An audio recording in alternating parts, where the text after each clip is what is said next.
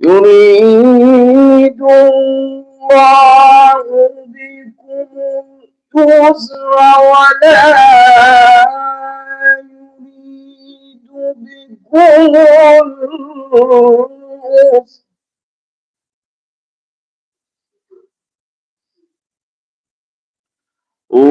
ولتكملوا العدة ولتكبروا الله على ما هداكم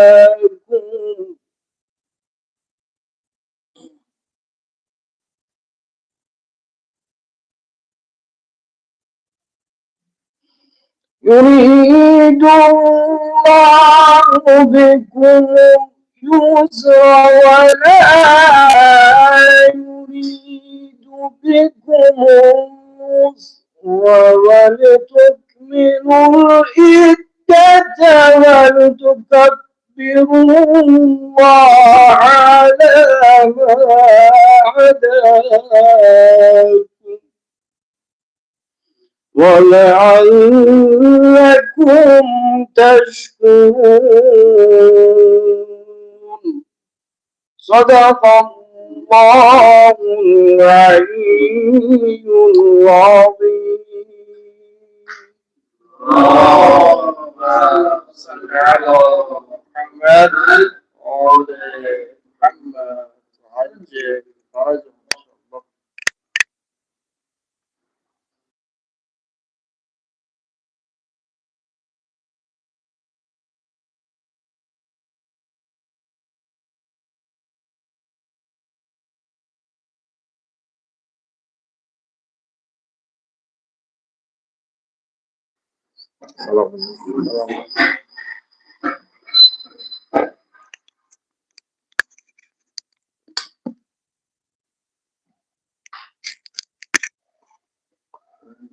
أعوذ بالله من الشيطان الرجيم.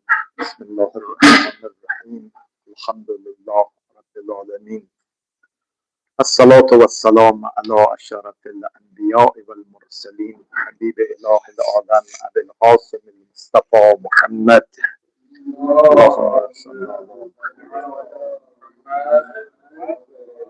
صلى الله عليه وعلى أهل بيته الطيبين الطاهرين سيما بقية الله في الأراضين واللعن الدائم على أعدائهم أجمعين من الآن إلى لقاء يوم الدين. اللهم نور قلوبنا بالقرآن ووفقنا للعمل به.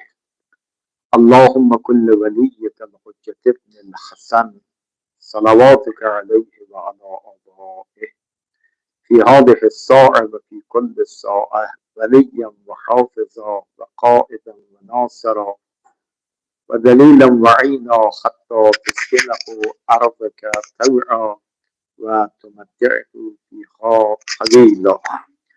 اللهم صل على محمد وعلى پیش از هر سخنی حلول ماه مبارک رمضان رو که به تعبیر رسول مکرم اسلام به همراه خودش برکت و رحمت و مغفرت دارد، به محضر یکایی که شما حضار محترم تبریک و تهنیت عرض میکنم. انشاءالله امیدوارم که خدای متعال توفیق بهره برداری از همه نعمات و برکات این ماه رو به همه ما مرحمت بفرماید. جهت تبریک و تهنیت به محضر روزگار واقعی حضرت ولی از ارواحنا له الفدا همه با هم صلوات اهدا میکنیم. اللهم صل علی محمد و آل محمد و عجل فرجهم. इस जलसे के आगाज में चूँकि माह मुबारक रमज़ान के उस चांद का हुलूल हुआ है, माह मुबारक की इब्तिदा हुई है, इस हवाले से मैं आप सभी हजरात की खिदमत में पैगंबर अकरम सल्लल्लाहु अलैहि वसल्लम अजमईन जिन्होंने फरमाया ये बरकत लेके आया है, ये माह रहमत और मग़फ़िरत लेके। तो आपकी खिदमत में और जो रोज़ादार वाक़ई है इमाम ज़माना अज्जलल्लाहु तआला फ़र्जह शरीफ, उनकी खिदमत में भी अर्ज़ तबरीक। और इस हवाले से जो है वो यहाँ पर जो है वो ये रोज़े के इस सिलसिले से जो दर्स होंगे इंशाअल्लाह उसका بنابراین در این ماه مبارک رمضان اگر خدای متعال توفیقی عنایت بفرماید، ادامه همون بحث محبوبان خدا در قرآن رو داشته باشید.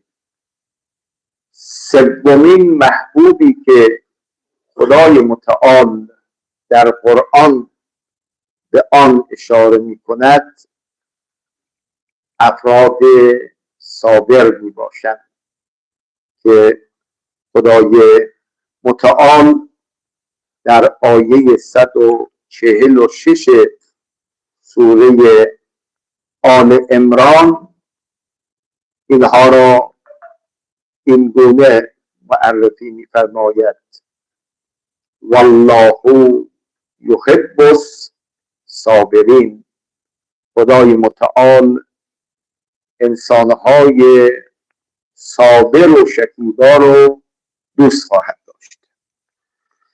आज जो है वो इस सिलसिला जो हमारे दर्स अखलाक का था उसमें हमने महबूबान खुदा के बारे में जो है वो दो गुरूह ऐसे थे जिसके बारे में हमने तफसीलन यहाँ पे गुफ्तगू करी। आज जो है वो इसी हवाले से एक और गुरूह और एक और ग्रुप जो महबूबान खुदा में से करार पाते हैं वो साबिरीन है, जो सब्र करने वाले हैं। तो खुदा करीम सूरह आल इमरान में फरमाते हैं वल्लाहु युहिब्बुस साबिरीन। खुदा करीम जो है साबिरीन जो सब्र करने वाले उन्हें दोस्त रखता है। و به فال نیک میگیریم که این بحث صبر در روز اول ماه مبارک رمضان در حال گفتگوی اون هستیم، چون انشاءالله خواهد آمد یکی از مواردی که انسان باید صبر و استقامت داشته باشد صبر در مسیر اطاعت خدای متعال می باشد و یک مصداق اطاعت هم روزه ماه مبارک رمضان است. ये हमारी खुशकिस्मती समझे कि ये बात जो है वो सब्र के बारे में रमज़ान के पहले दिन में इसके बारे में बात हो रही है, क्योंकि अगर हम देखें तो रोज़ा भी जो है वो एक किस्म की जो है वो सब्र बर इताअत है। तो रोज़े जो फाक़ कशी वगैरह है जाहिर सी बात है एक मिस्ताक है सब्र के लिए। तो ये एक खुशकिस्मती है हमारे लिए कि आज की बात जो है वो पहले रोज़े के हवाले से यहाँ पे जो है मतरा हो रही है और इस बात को हम आगे बढ़ाते हैं। کل مباحثی که در رابطه با صبر انشاءالله امروز به روزهای آینده خواهیم داشت عبارتند از یک، معنای صبر، چون انشاءالله خواهیم گفت ما یک صبر داریم، یک تذلل داریم، انزلام داریم. صبر خوبه اما انزلام امر پسندیده‌ای نیست. صبر چیست؟ دو، جایگاه صبر و اهمیت صبر در قرآن و روایات. چون انسان تا به اهمیت یک موضوعی پی نبرد ارزش او برای او روشن نخواهد شد. اما اگر بداند که صبر در قرآن و روایات از چه جایگاهی برخوردار است انسان مؤمن تلاش میکند که متصف به صفت صبر شود. بحث سوم در رابطه با مراتب صبر می باشد، اقسام صبر می باشد. و بحث چهارم در رابطه با آثار و برکات صبر. کسانی که تمرین بکنن صفت صبر را برای خودشون به دست بیارن از چه برکاتی بهره مند میشوند. اما در مقابل اگر کسی اهل صبر نباشد چه برکاتی رو از دست خواهد داد. و نکته پنجم که به نظرم یک بحث نوعی باشه آن است که راههای تحصیل صبر چیست. من آدم صبوری نیستم، اما چه کنم که صبور بشم؟ آیا در قرآن و روایات راهنمایی هایی شده است که ما به برکت این راهنمایی های قرآن و روایات متصف به صفت صبر بشیم؟ به لطف خدا وقتی ما مراجعه میکنیم به قرآن و روایات 10 راهکار، ده ها راهکار به ما نشان میدهند که با این راهکارها میتوانید صبر را در خودت ایجاد بکنید، آدم صبوری باشید.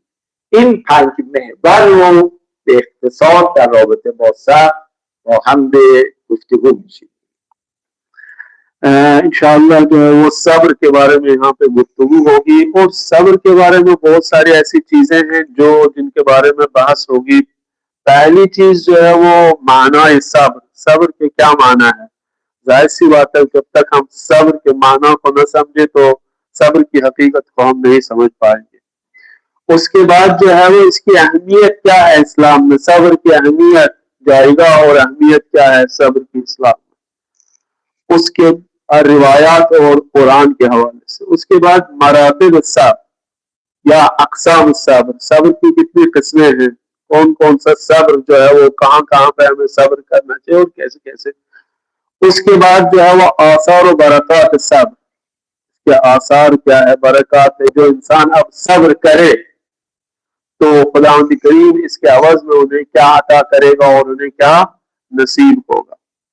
5वीं बात जो उन्होंने यहाँ करी है अल-ज़ाहिर, उन्होंने इनका कहना है कि ये जो है वो एक बात जदीद ही है, राह तहसील सब्र, कैसे हम जो है वो सब्र तक रसाई हासिल कर सकते हैं, कैसे हम सब्र को जो है वो हासिल कर सकते हैं। इसके बारे में इन्होंने फरमाया कि बहुत सारे रास्ते ऐसे हैं जिनसे हम सब्र की हकीकत को लम्स कर सकते हो, सब्र तक पहुंच सकते। اما محور اول معنای صبر. اینجا باید دقتی بکنیم علی‌رغم اینکه این واژه خیلی زیاد به سر زبانها جاری میشه، اما اون معنای دقیق صبر را ما گاهی اوقات متوجه نیستیم. صبر در برابر جزع هست. بله؟ صبر در برابر جزع و فزع هست. صبر صفت شایسته هست، اما جزع و بیتابی و امر ناپسندی هست. در لغت صبر به معنای خودداری از بیتابی و بازداشتن نفس از اظهار بیتابی است. بله؟ پس صبر در لغت معنای چیه؟ خودداری، تحمل کردن اون اعتراض و بیتابی را انسان اظهار نکند. این معنای لغوی صبر می باشد که ما در فارسی هم باید بگیم خویشتن داری. بله؟ خویشتن داری یعنی نفس خودت رو نگه دار. درست شد؟ گاهی اوقات شخصی به انسان اساءة ادب میکنه، نفس تمایل دارد به برخورد کردن، اما عقل به شرع میگه خویشتن دار باش. بله؟ خویشتن دار باش. همون که قرآن میگه و اذا مروا باللغو مروا کراما، اگر کسی نسبت به تو بدی کرد تو خویشتن‌دار باش، با کرامت از کنار مسئله بگذر. پس معنای لغوی صبر یعنی بیتابی نکردن، خویشتن دارو نمودن در مقابل جزع و فزع است که انسان خودش رو زود وامیده، نمیتونه خودش رو نگه بداره. این معنای لغوی صبر است. सब्र के बारे में अब यहाँ हमने पहले ही कहा कि इसकी तारीफ जब तक हम नहीं समझे तो सब्र की हकीकत को हम नहीं समझ पाएंगे। तो यहाँ पे इन्होंने कहा है कि सब्र के माना जो लुग़वी माना है वो ये है कि सब्र जजा और फजा के मुकाबले में, किसी से हम कहते हैं जजा फजा करना, सब्र बेसब्री करना, बेताबी करना, तो इसके लुग़वी माना यही है कि इंसान जो है वो अपने आप को न रोक सके। मसलन अगर किसी ने जो है वो आपके बारे में इहानत की, आपको जो है आपके साथ कोई गुस्ताखी की, इस गुस्ताखी को अक्सर अमल इसके बारे में निशान न देना, इनको इसके मुकाबले में उसको जो है वो कुछ न कहना, इसको कहते हैं सब। तो आयत कुरान में भी इन्होंने फरमाया वइज़ा मर्रू बिल्लग़वी मर्रू किरामा, हम अपने आप को, अपने नफ्स को रोके किसी रिएक्शन से। अगर किसी ने हमारे बारे में जो है वो बुराई करी है तो इसको अपने नफ्स को रोकना, खुददारी, ख्रीस्तनदारी, इसको कहते हैं सब। اما در اصطلاح علمای اخلاق صبر رو این گونه معنا کردن. مرحوم ملا محمد مهدی نراقی صاحب جامع السعادات در جلد سوم صفحه 281 چنین بیان میکنند: صبر یعنی وادار کردن نفس به انجام آنچه را که عقل و شرع اقتضا میکند و بازداشتن نفس از آنچه را که عقل و شرع رو نهی میکند. این معنای صبر. عنایت کنید. پس صبر اینی که ما این نفس خود را وادار بکنیم به انجام دادن آنچه را که عقل او رو تایید میکنه، شرع رو تایید میکنه، اما از اون طرف نفس را باز بداریم از آنچه را که عقل و شرع از او نهی میکنه. به تعبیر دیگر استقامت در میدان عمل، استقامت در میدان عمل. اون بایدها را نفس را وادار کنید به انجام دادن و در نبایدها نفس را از انجام باز بدارید. الان در همین ماه مبارک رمضان قرآن مجید به همه ما تکلیف کرد کتب علیکم الصیام کما کتب علی الذین من قبلکم لعلکم تتقون. انسان صابر کیه؟ انسان صابر کسی است که این نفس را از طعام و شراب باز بدارد، بله، خود را مکلف کند به انجام دادن این تکلیف الهی. اما از اون طرف نفس سرکش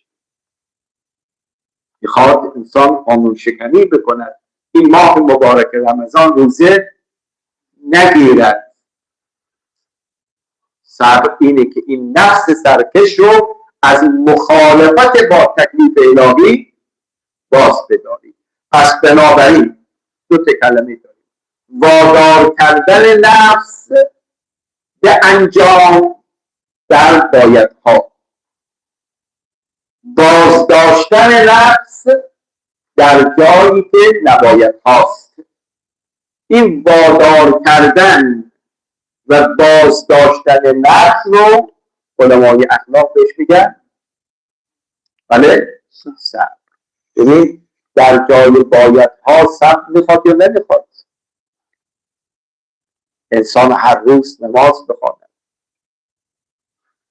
یک ماه تمام از از آن صبح تا از آن مغرب لب ببندد به آنچه را که نفس اشتها دارد. پشت پا به نفس میخواد بزنه، به تحمل میخواد. اما از آن طرف نسبت به نبایت ها نفس اشتها به انجامش داره، اما این نسبت به این نبایت ها نفس را از اون اشتها و میلش باز میداره. این وادار کردن و بازداشتن نفس را بهش میگیم صبر.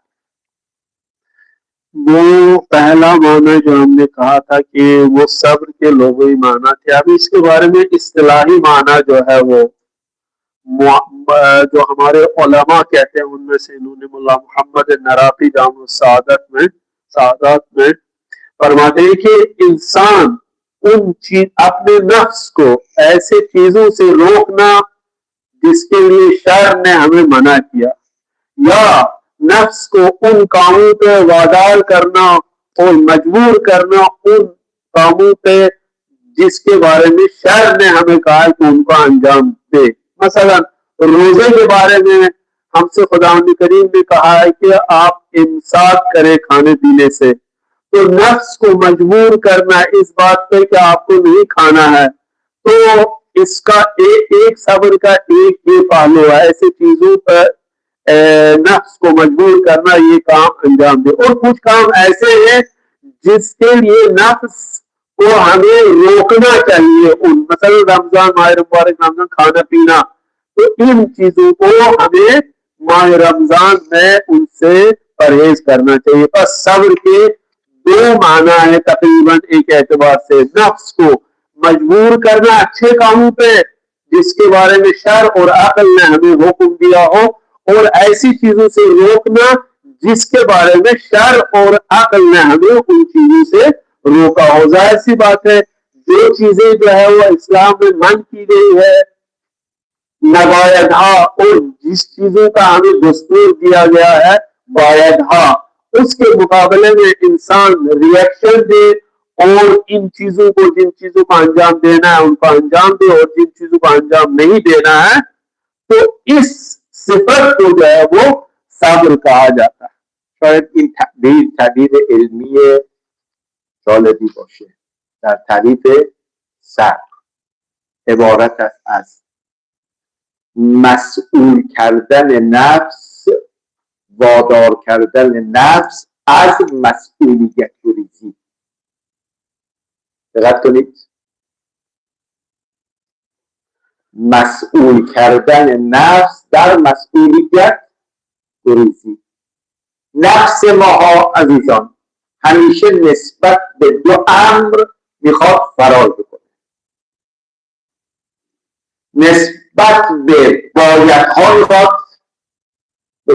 فرار بکنه، انجام نده.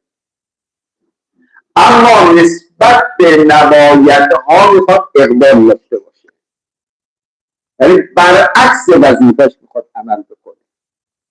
نسبت به بایدها بله باید اقدام داشته باشه، اما میخواد گریز داشته باشه. اما نسبت به نبایدها باید اقدام داشته باشه، اما نفس میخواد فرار بکنه. پس وادار کردن نفس به مسئولیت پذیری اسمش چیه؟ واقعا این نکته دقیقه. مسئولیت پذیر بکنی نفس را، بایدها را بپذیر، اقبال داشته باش، و نسبت به نبایدها هم مسئولیت داشته باش، ادبار داشته باش.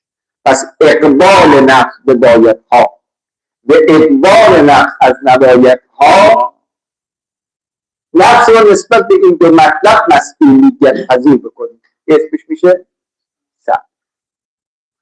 सब्र के बारे में अगर हम खुलासा करना चाहेंगे तो वो ये है कि इंसान अब जहां जहां इसकी जिम्मेदारी है, मसूलियत है, अपने नफ्स को उसके मुताबिक करना, जो चीजें इन्हें अंजाम देनी है, जिनसे हम इस्तिलाह में हम लोग कहते हैं बायदहा, वहां पर नफ्स को मजबूर करे कि वो काम अंजाम दे।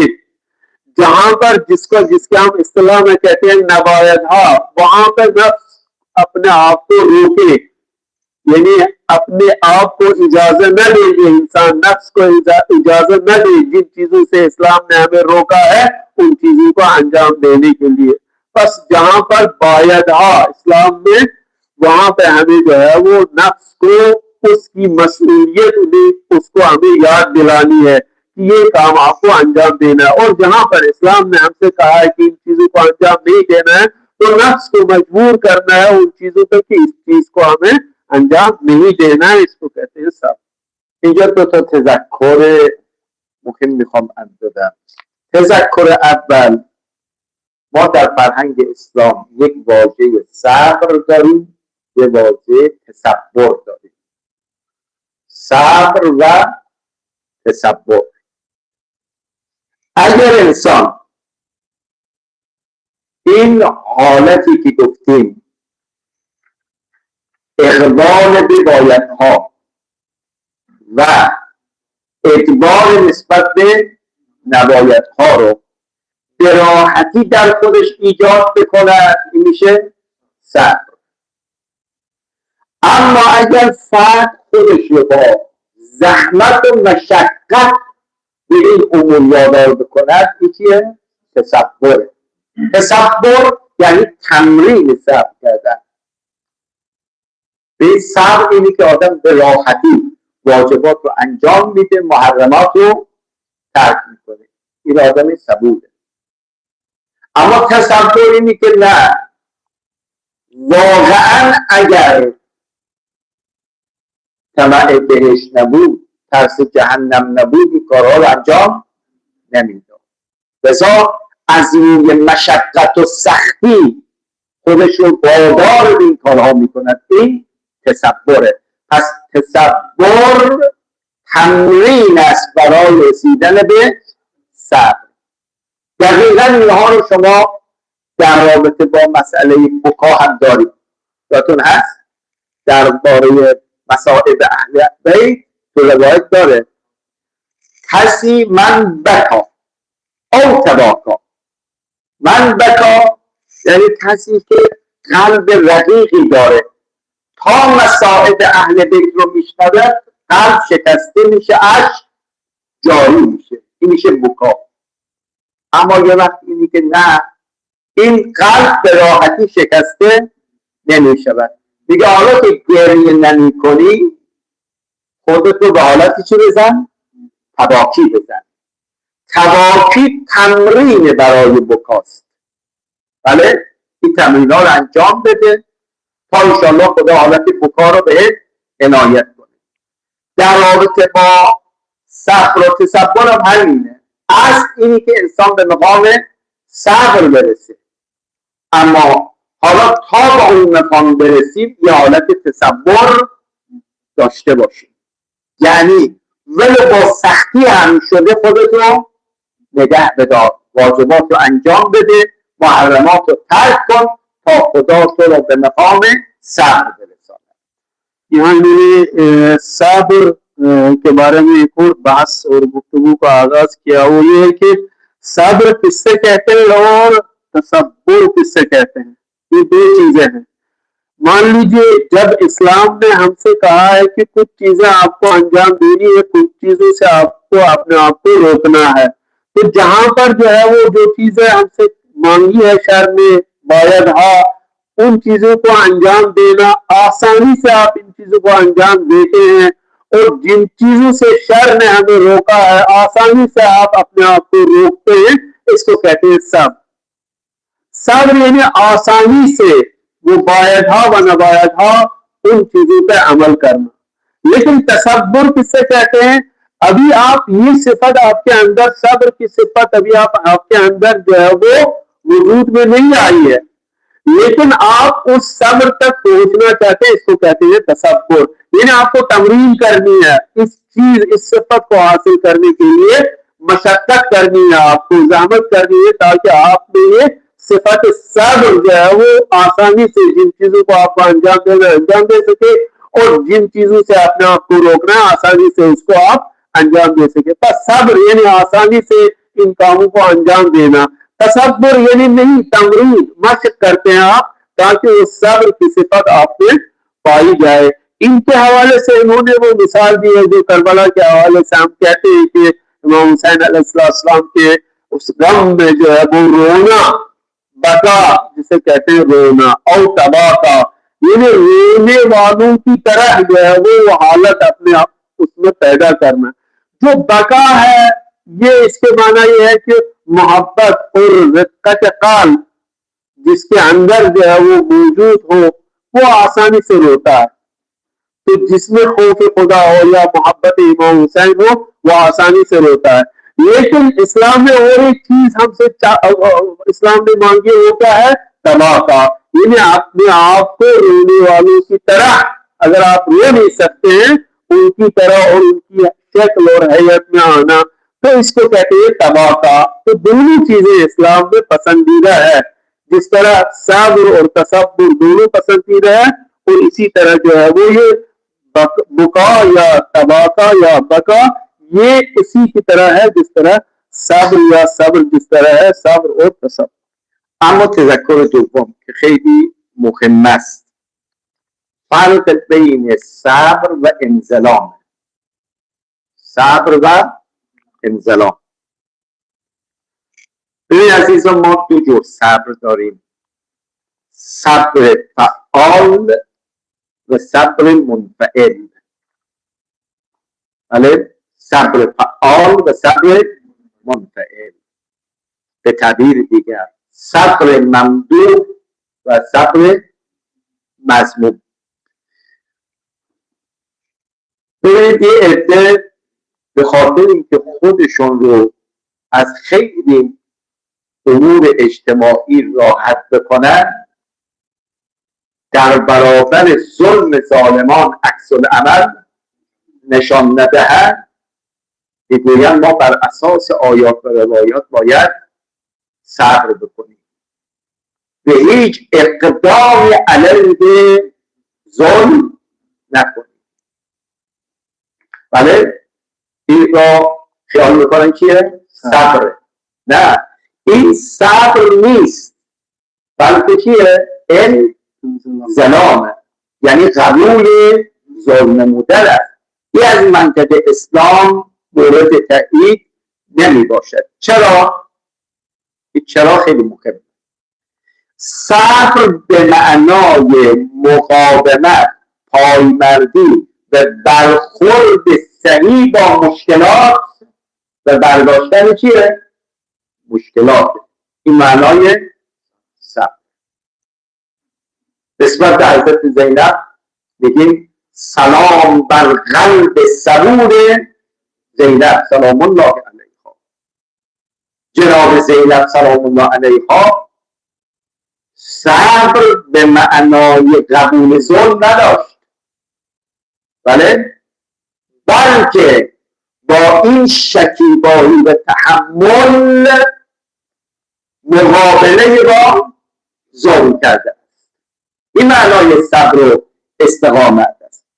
اما در مقابل صبر منفعل یا انزلا یعنی سکوت کردن در مقابل ظلم، بی‌تفاوتی در برابر ظلم، پذیرش ظلم ظالمان، با حالی که در منطق اسلام همان گونه که ظلم کردن قبیح و حرام است، قبول ظلم هم قبیح می باشد. شرعا ما مجاز به قبول ظلم نیستیم. پس آدم صبور داره برنامه ریزی میکنه برای مقابله با ظلم، اما در انزلا نه، هیچ برنامه ریزی برای مقابله با ظلم نیست، بلکه تسلیم شدن در برابر ظلم می باشد. و اگر تسلیم شدن در برابر ظلم امری ممدوحی بود، وجود حضرت سید الشهدا هیچ وقت نمیفهمد حیحات من ذله. بله، این دههای اخیر یک واژه بسیار ارزشمندی ما داریم. میگیم فلان کشور مظلوم مقتدره، مظلوم مقتدر، یعنی گرچه از هر جانب ظلم متوجه این کشور میشه، اما او در برابر این ظلم پذیرش نداره، بلکه مقتدر ایستادگی میکنه. مظلوم مقتدر. حضرت سید شهدا مظلوم مقتدر بود. لذا فیروز عاشقی میگه صبرا علی، خدایا من حسین در برابر همه مصیبت ها چه میکنن؟ صبر میکنن، اما تسلیم نمیشن. پس دقت داشته باشیم، صبور باشیم، اما در برابر مشکلات و ظلم تسلیم نباشیم. صبر یعنی استقامت. بله، صبر یعنی استقامت، برنامه ریزی برای رفع مشکلات. اما انسلام نه، انسلام یعنی تسلیم شدن، پذیرش ظلم. پس در مکتب نورانی اسلام صبر آری، اما انسلام. दूसरी बात जो यहाँ पे इन्होंने की है और उसकी तरफ इशारा किया है सब्र और इंजलाम के बारे में। सब्र किससे कहते हैं और सब्र की हकीकत तो इन्होंने उसके माना बयान किए। इंजलाम किससे कहते हैं? सब्र यानी जो सिफत ममदूह है, यानी जिसको सराहा गया है इस्लाम में, आप अपने अंदर जो है वो सिफत ईजाद करें। लेकिन इंजलाम किससे कहते हैं? यही आप जो है वो मान लीजिए कोई जुल्म हो रहा है, उस पर आप सुकूत इख्तियार करें, बेतफावती इख्तियार करें और उस जुल्म को सहे। इसके माना सब्र के नहीं है, जालिम के मुकाबले में चुप करके बैठना, इसको कहते हैं इंजलाम। यानी सब्र हकीकी नहीं है ये। आप जो है वो उस मसूलियत इज्तिमाई से अपने आप को जो है वो अपने आप फरार करना चाहते हैं, तो आप कहते हैं, इसको कहते हैं सब्र। ये सब्र नहीं है। सब्र वाकई वही सब्र है जो ममदू है, यानी बायदा के मुकाबले में आपको आप उन चीजों को अंजाम देना है और नाबायदा के बारे में आपको अपने नफ्स को रोकना पड़ेगा। इन्होंने सुकूत के बाद मुकाबले में, यानी इंजलाम सुकूत करना किसके मुकाबले में? जुल्म के मुकाबले में, बेतफावती जुल्म के मुकाबले में, या उस जुल्म को सहना, इसको कहते हैं इंजलाम। सब्र जो है वो ममदूह सिफत है, लेकिन इंजलाम जो है वो मजमूम सिफत है। तो मसूलियत से अपने आप को दूर करना, इसको कहते हैं इंजलाम। मसूलियत को अपने आप में, मसूलियत में डालना अपने आप को, इसको कहते हैं सब्र। इन्होंने मिसाल दी है हज़रत ज़ैनब सलामुल्लाह अलैहा की, जिन खिताब किया गया है कि अल-सबूर पे सलाम हो, तो वो मसूलियत से उन्होंने जो है वो शान खाली नहीं किए थे, जुल्म के मुकाबले में खड़ी रही, लेकिन उसके साथ साथ साबिरा थी, सब्र किया उन्होंने। तो इसी तरह इसको जो है वो यहाँ पर जुल्म के मुकाबले में खामोश न रहना, मशक करना, तमरीन करना कि उस हकीकत को जो है वो अपने अंदर ईजाद करे। बस सब्र जो है वो यानी अपने आप में वो सिफत ममदूह ईजाद करना और इंजलाम इसके मुकाबले में। एक شاهد خیلی قوی اینه که در همه آیات قرآن خدای متعال به انبیا علیهم السلام و به مؤمنان تأکید به صبر و استقامت شده. هیچ وقت دستور به سکوت و پذیرش ظلم نشده است. نسبت به پیغمبر نگاه کنید، فاصبر کما صبر اولو العزم. پیامبرا تو هم همانند انبیاء اولو العزم جا کن، صبر داشته باش. فاستقم کما امرت. این دعوت به صبر، دعوت به استقامت میکنه، دعوت به انزلام نشده. یا نسبت به مؤمنان چه میکنید؟ या अय्युहल्लज़ीना आमनू इस्बिरू वसाबिरू वराबितू वत्तकू लअल्लकुम तुफ्लिहून। या अय्युहल्लज़ीना आमनू इस्बिरू، بله، صبر و استقامت داشته باشید. هیچ آیه و روایتی ندارید که مؤمن را دعوت به انزلام کند، یعنی سکوت و پذیرش ظلم بکند. نه، صبر، بله، صبر معنای سکوت نیست، بلکه صبر به معنای استقامت و برنامه ریزی برای رفع مشکلات می باشد.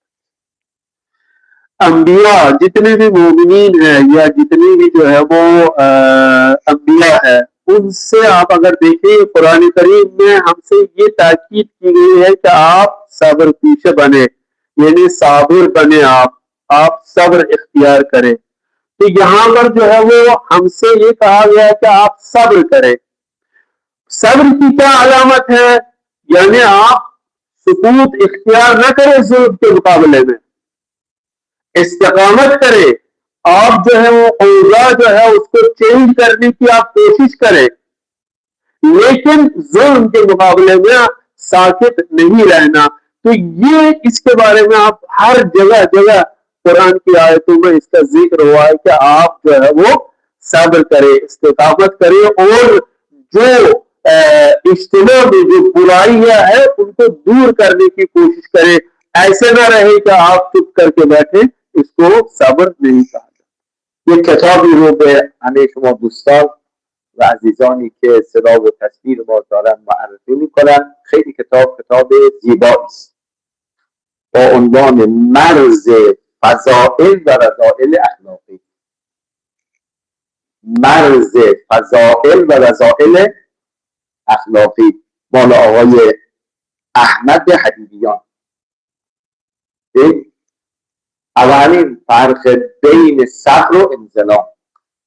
اول یه عده با همین شعار دارن خیلی از مسائل اجتماعی رو توجیه میکنن، با اینکه توجیه پذیر نیست. عنایت کردید مکتب نورانی اسلام میگه صبور باش اما تسلیم نشو. यहाँ पर इन्होंने एक अच्छी किताब का जो है वो यहाँ पे हवाला दिया, वो मर्ज फजाइल व रज़ाइल अखलाकी, यानी वो बॉर्डर कहाँ कहाँ जो है वो अखलाकी सिफत है, पसंदीदा है, और कौन कौन सी सिफात जो है वो अखलाकी नापसंदीदा है। ये वो इसके जो है वो बॉर्डर एरिया जो है जहाँ पर महदूद इन्होंने बयान किया है कि कौन सी सिफतें अच्छी है अखलाकी और कौन सी सिफतें बुरी है। एक लिखने वाला जो है वो अहमद हबीबियान है। इन्होंने जो है वो इस सब्र के बारे में भी कहा है कि सब्र आप इख्तियार करें, लेकिन आपको तस्लीम नहीं होना है। सब्र अलग चीज है, इंजलाम अलग चीज है। यानी आप किसी पे भी करें, हाँ इस तरह है, हमें नाचार है, हम सब्र करने के लिए नहीं, इस जुल्म के मुकाबले में सुकूत इख्तियार करना, इसको सब्र नहीं कहते हैं। सब्र यानी मसूलियत। साबिर रहे, आप चेंज करने की कोशिश करें, लेकिन इंजलाम, तहम्मुल और मसूलियत से भागना ये इस्लाम में पसंदीदा नहीं। اما مقام دوم بحث که انشاءالله میخوایم وارد بشیم، جایگاه و اهمیت صبر در قرآن و روایات میباشد. عزیزان، در 45 سوره از قرآن کریم و 103 بار واژه صبر و مشتقاتش رو ما داریم. خیلی مهمه. بیش از 100 بار خدای متعال در قرآن ما را توصیه به صبر میکنه، اونم در 45 سوره از سوره های قرآن که خودش دلیل بر جایگاه و اهمیت صبر میباشد. दूसरी बात जो जिसके बारे में हम यहाँ पर बात करेंगे वो है जायगा और अहमियत सब्र दर कुरान। यानी सब्र की क्या हकीकत है, सब्र की क्या अहमियत है, इसको हम कुरान और रिवायत के हवाले से देखेंगे। इन्होंने फरमाया 45 सूरों में ये सब्र के कलिमात आए हैं और कितनी बार, 103 बार सब्र और सब्र से मुश्तकात जो चीजें निकलती हैं वो कुरान में रिपीट हुए हैं, तकरार हुए हैं। तो इसका मतलब यह है कि कुरान में इस सब्र की कितनी अहमियत है। 103 बार आना सब्र के अल्फाज और कलिमात या शबीह सब्र के अल्फाज, तो ये एक बड़ी बहुत चीज है। اما در روایات الی ماشاءالله ما در رابطه با صبر مطلب داریم. من چند نمونه از جایگاه صبر رو در روایات عرض میکنم خیلی سریع. یک، اساس ایمان یک مؤمن صبر، اساس ایمان صبر و استقامته. یعنی اگر صبر نباشد اساس ایمان هم نیست. امیرالمؤمنین سلام الله علیه تو روایت معروف چنانچه از امام صادق هم داریم، الصبر من الایمان به منزلت رأس من الجسد. بعد حضرت فرمود ولا ایمان لمن لا صبر له. فرمود جایگاه صبر نسبت به ایمان همانند جایگاه سر است برای بدن. بعد فرمود ایمان نیست برای کسی که صبر ندارد. अब सब्र के कुछ इसके हवाले से मैं रिवायात में भी आपके सामने कुछ रिवायात बयान करना चाहूंगा यहाँ पर।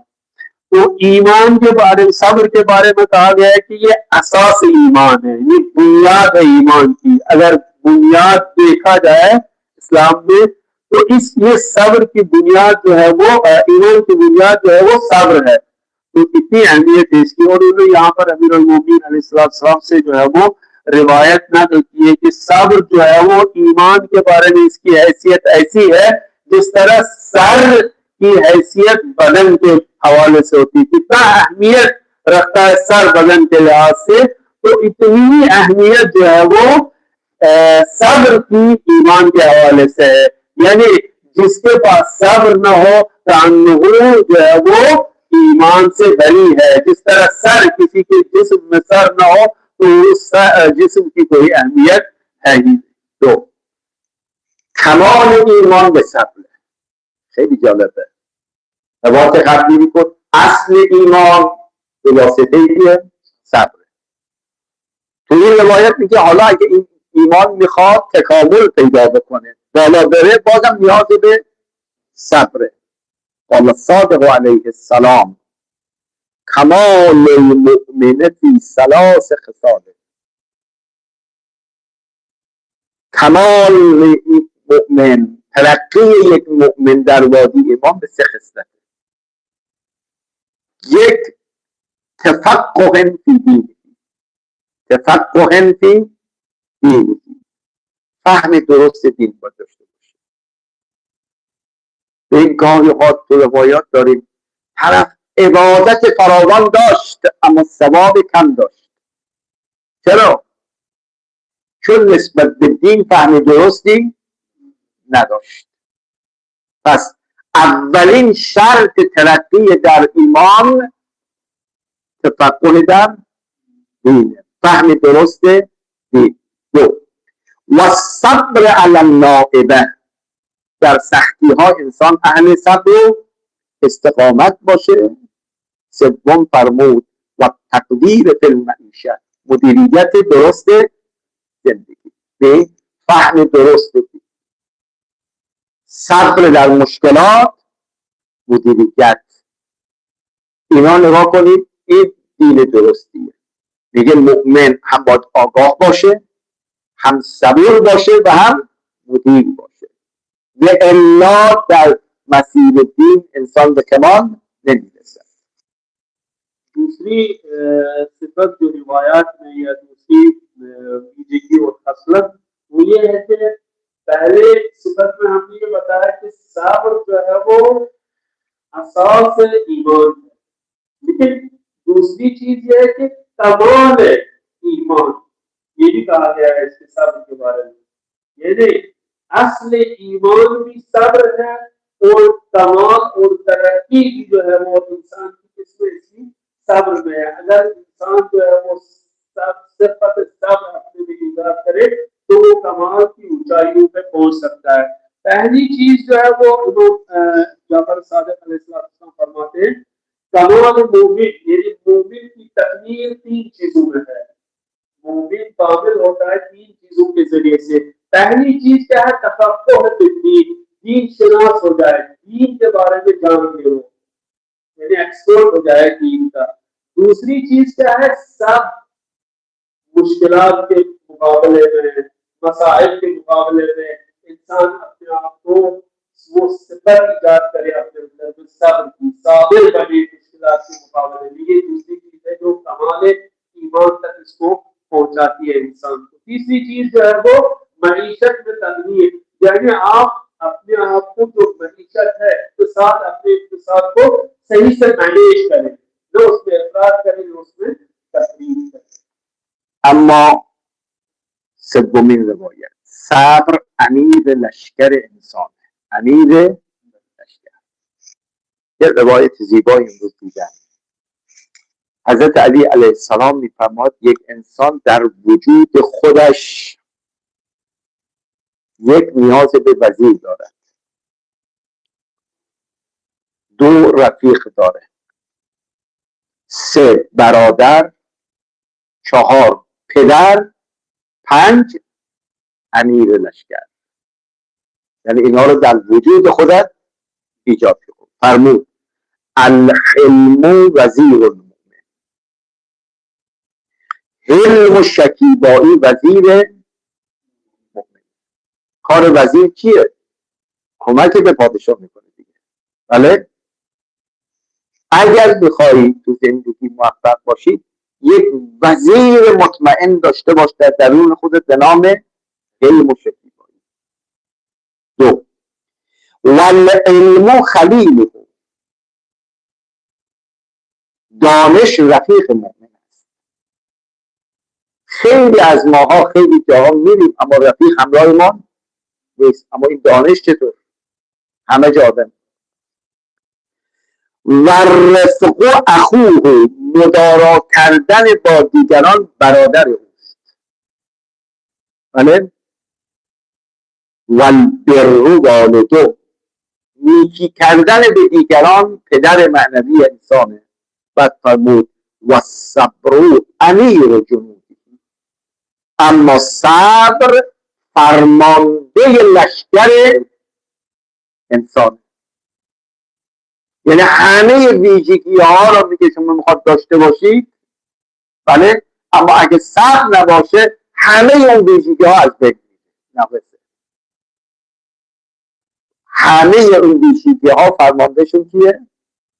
صبر. یعنی صبر باشد همه هست، صبر نباشد همه از بین. तीसरी चीज जो सब्र के हवाले से इन्होंने फरमाया कि सब्र जो है वो अमीर लश्कर, ये वो कमांडर है, इसकी फौज का जो है वो कमांडर है। हर इंसान की फौज का कमांडर क्या है? सब्र। ये सब्र की बहुत ही अहमियत है। इन्होंने हज़रत अली अलैहिस्सलाम के बारे में यहाँ पे एक हदीस फरमाई कि इंसान को 5 चीजों की जरूरत पड़ती है दुनिया में। एक, उसके लिए एक मुशीर और वजीर हो, उसके लिए जो उनको सही मशवरा दे, जो उनको सही रास्ता दिखाए। एक ये। दूसरा, इंसान जो है वो चाहिए कि जिंदगी में एक रफीक, जो उसका दोस्त बने, हकीकतन इससे इंसान जो है वो दोस्त की मदद रहे। तीसरी चीज जो जिसकी इससे जरूरत पड़ती है वो भाई की तरफ, भाई कुछ खाना होता है इंसान के लिए, उसकी जरूरत भी पड़ती है, बाप की जरूरत भी पड़ती है, और आखिर में उन्होंने फरमाया अमीर लश्कर। तो इस हदीस के हवाले से उन्होंने कहा इल्म जो है वो इंसान के लिए अच्छा बेहतरीन वजीर बन सकता है, इल्म उसके लिए बेहतरीन दोस्त बन सकता है, रफीक जो है वो रिफ्क और जो है वो रफाकत उसके लिए बेहतरीन भाई बन सकता है, नेकी जो है इसके लिए बेहतरीन वालिद बन सकता है, और सब्र इसके लिए बेहतरीन कमांडर जो है वो कमांड के लिए इस तरह कमांड होता है कि सब उसके लिए बेहतरीन परफॉर्मेंस है और संरक्षण बनता है. ادامه بحث رو انشاءالله اگر خدای متعال توفیق بده برای فردا. منتها فردا جمعه هست، بعضی از عزیزان باید به نماز جمعه تشریف ببرن.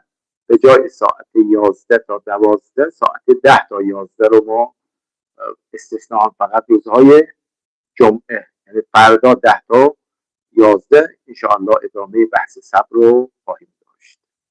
इंशाअल्लाह कल इस बहस को हम 11 बजे की जगह पे जो है वो 10 बजे ही रखेंगे, क्योंकि कुछ लोगों को जुम्मा के हवाले से तैयारी करनी होती है, तो टाइमिंग जो रहेगी कल वो 10 बजे से 11 बजे तक की اللهم صل على